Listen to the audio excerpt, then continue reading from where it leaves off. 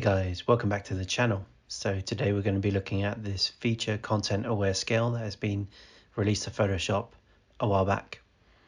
So first of all, I'm going to select my piece of content and I'm going to right click and then say open with Photoshop. And there we go, the image is loaded in Photoshop.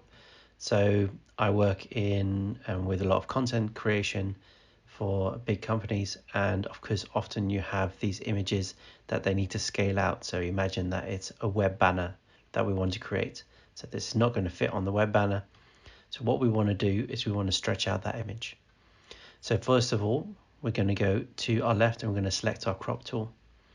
So here at the top you can see a drop down menu where we can click on the ratio. So they've got a few already set up for us, a few standards, 1:1, 16:9, 2:3, a few that are quite used quite often. But we're going to make our own. We're going to keep it at 32:9. So what I want to do, I want to have more of the subject in the image. So I'm going to enlarge it this way and enlarge it this way. And yeah, that seems about right. That's what I want. So click on this, you can see now we have that free space to both sides. So next thing we're going to do, we're going to take our marquee tool.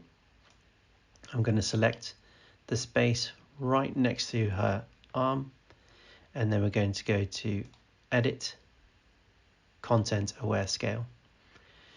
And you can see I can pull here, let go, double click, and the sky has been created. And I'm going to do the same on the other side.